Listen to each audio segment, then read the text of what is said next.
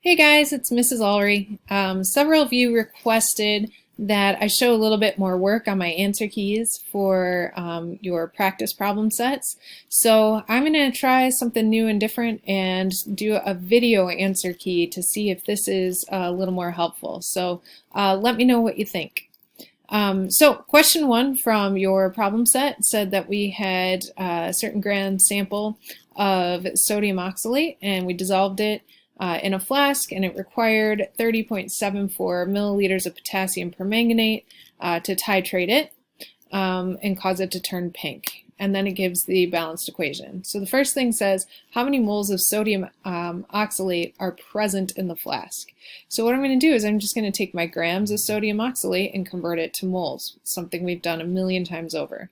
So I'm going to start with my grams of sodium oxalate. And then I'm going to add the masses of 2 sodiums plus 2 carbons plus 4 oxygens to get its formula mass. So the formula mass, when I add all of those together, is 134 grams, is equal to 1 mole of sodium oxalate. I put that into my calculator, and my answer is 0.001970 moles of sodium oxalate. Okay. Then the next one says, how many moles of potassium permanganate have been titrated into the flask to reach this endpoint? So if I know I have this many moles of sodium oxalate, I can do a mole ratio to figure out how much potassium permanganate would need to go with this many moles of sodium oxalate. And I get that from looking at my balanced equation. So here's sodium oxalate. So I know for every 5 sodium oxalates, I need 2 potassium permanganates. So I'm going to set up that mole ratio. I'm going to start with my moles of sodium oxalate. I'm going to do times in a line, and I want to get rid of moles of sodium oxalate, so I'm going to put moles of sodium oxalate on the bottom, and that's going to be 5 moles for my balanced equation. And for every 5 moles of sodium oxalate, that means I require 2 moles of sodium permanganate, which I get from right here. So using this mole ratio tells me that if I have this many moles of sodium oxalate, I'm going to need this many moles of potassium permanganate to go with it. So that's the answer for part B. Then part C, what is the molarity? So remember, molarity is just moles divided by liters. So we have moles, and then we have a volume in milliliters, which we can easily convert to liters by dividing by 1,000. So all I'm going to do to find the molarity is I'm going to take my number of moles that I just solved for. I'm going to divide it by my volume, which is 30 milliliters, which would be 0.03074 liters. I divide those two numbers, and it gives me the molarity of my permanganate, 0.02564 molar. Okay, let's move on to question number 2. Question number 2, this time I'm using potassium dichromate, is used to titrate a sample containing an unknown percentage of iron. The sample is dissolved in phosphoric acid and sulfuric acid, and it reduces all the iron that was in there to iron 2+. The solution is then titrated with a certain molarity of potassium dichromate, and producing iron 3+ and chromium 3+ ions in the solution. The titration requires 32.26 milliliters of potassium dichromate for a sample that was 1.2765 grams. So what is this really asking for? It just wants me to find the amount of iron. So it's not any deeper than what we just did on the last one. We just need to take our volume and our molarity, right? So we have a volume and molarity of my potassium dichromate, and I just need to figure out how many moles that is.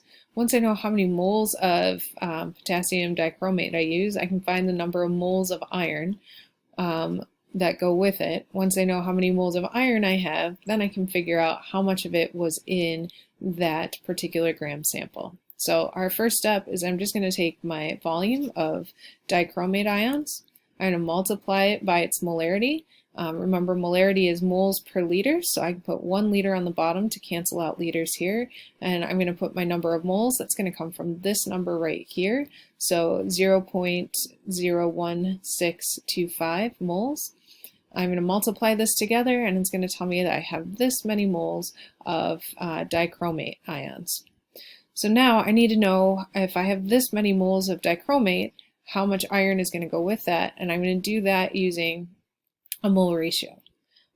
So again, I'm going to take my moles that I have, and I want to get rid of moles of dichromate, and I want to get to moles of iron, so I'm going to set up a mole ratio according to my balanced equation. My balanced equation shows that for every 1 mole of dichromate, it requires 6 moles of iron to go with it. So I'm going to set that up. So I'm going to put moles of dichromate on the bottom so it'll cancel. So 1 mole of dichromate goes on the bottom. For every 1 mole of dichromate, my balanced equation tells me I have 6 moles of iron. So now it's just a matter of multiplying this number by my ratio, and that tells me I have 0.00314535 moles of iron. So now that I have my moles of iron, what I need to do is I need to figure out the mass. So how much do I have? Because it says determine the percent of iron in the sample. Well, my sample is given to me in grams, so I need to know how many grams of iron I have. So I'm going to take my moles of iron, and then I'm going to look up on the periodic table what is the molar mass of iron, and the molar mass of iron is 55.845 grams per every 1 mole of iron. So that tells me I have 0.175652 grams of iron. So now I'm going to take that mass of iron. That's how much iron was in my sample.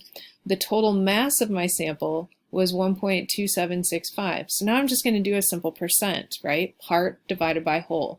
So the part that was just iron had a mass of 0.175652, and then the total mass of my sample was 1.2765. So the percent of this total mass that was just iron, I'm going to divide these two, multiply it by 100, and that's 13.76. So what that means is 13.76% of the total mass of my sample happens to be iron. Okay, question number 3. This is really, really similar to the previous one, right? This is asking for percent mass. This one is also going to ask for percent mass. So we're going to do the exact same thing as we did before. So we're going to be given a sample of stibnite, which is an ore of antimony, and it's going to be dissolved in concentrated hydrochloric acid and passed over a reducing agent, so all of the antimony form 3+ ions, and it says the 3+ ions is completely oxidized by potassium bromate of this molarity and this volume. So we have a volume and a molarity. That should tell you right away that we can solve for the number of moles of potassium bromate. So I'm going to do that. And I'm going to start with my volume of bromate. I just converted my milliliters to liters. I'm going to then multiply this by its molarity, and I know that for every 1 liter of bromate, I have 0.1250 moles of bromate ions. That comes from the molarity right here. Multiply those together, this tells me my total number of moles of bromate. Now, I want to know how much antimony would go with this number of moles of bromate. So I need a mole ratio, just like I did before. So I have moles of bromate. I'm going to do times in a line. I want moles of bromate to cancel. So I know that I have for every 1 mole of bromate, it produces 3 moles of antimony. So 3 moles of antimony. I multiply that together, and that tells me my total moles of antimony. So the next thing I need to do is I need to find mass, because it says the amount of antimony in the sample. So that's implying how many grams. So I'm just going to take my moles of antimony. I'm going to go look up the molar mass of antimony on the periodic table. And that says on the periodic table that 1 mole of antimony has a mass of 121.76 grams. I multiply that together, and that tells me that the total amount of antimony in the sample was 1.995 grams of antimony. Then the last thing it says, I want to know what is the percent. So just like in the previous one, we have the mass of antimony. We have the total mass of the sample, which is 9.62 right up here. So I'm going to take the mass that is just antimony, and then I'm going to divide it by the mass of the sample, which was 9.62, multiply that by 100, and that gives me a percent of 20.74. Not sure why it formatted that way, but we'll work with it. So 20.74 is your answer. Okay, question 4 is really similar to the previous question. This time, instead of looking at antimony, we're going to look at the amount of tin in a sample. So we're going to start the exact same way. We've got a volume and a molarity of my sodium triiodide. So I'm going to take my volume of triiodide, I'm going to multiply it by its molarity. So in 1 liter of triiodide, I have 0.5560 moles of triiodide. That means that I had this many moles of triiodide. Now I need to see how much tin would go with it. So I'm going to set up a mole ratio.